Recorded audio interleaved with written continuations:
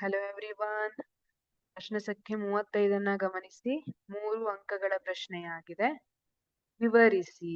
ಅದರಲ್ಲಿ ಎ, ವಂಶವಾಹಿಗಳಿಂದ ಸಸ್ಯದ ಎತ್ತರದ ನಿರ್ಧರಣೆ. ವಂಶವಾಹಿಗಳಿಂದ ಸಸ್ಯದ ಎತ್ತರ ಹೇಗೆ ನಿರ್ಧಾರವಾಗುತ್ತೆ? ಸಸ್ಯಗಳಲ್ಲಿ ಬೆಳವಣಿಗೆಯು ಹಾರ್ಮೋನ್ನಿಂದ ಪ್ರಚೋದಿಸಲ್ಪಡ್ತದೆ ಅಲ್ವಾ? ಬೆಳವಣಿಗೆಯ ಹಾರ್ಮೋನ್ಗಳು ಅಂತ ಕರಿತೀವಿ.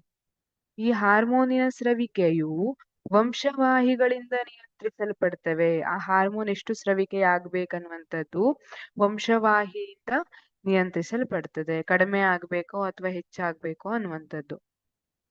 ಈಗ ಎತ್ತರಕ್ಕೆ ಕಾರಣವಾದ ವಂಶವಾಹಿಯು ಅಧಿಕ ಪ್ರಮಾಣದ ಹಾರ್ಮೋನ್ ಸ್ರವಿಸುವಂತೆ ಮಾಡುವುದರಿಂದ ಸಸ್ಯಗಳು ಎತ್ತರವಾಗಿ ಬೆಳೆಯುತ್ತದೆ. ಈಗ ವಂಶವಾಹಿ ಇದು ಎತ್ತರಕ್ಕೆ ಕಾರಣವಾದ ವಂಶವಾಹಿ ಇದ್ರೆ ಅಧಿಕ ಪ್ರಮಾಣದ ಹಾರ್ಮೋನ್ ಸ್ರವಿಸುವಂತೆ ಮಾಡ್ತದೆ. ಅದರಿಂದ ಸಸ್ಯ ಎತ್ತರವಾಗಿ ಬೆಳೀತದೆ.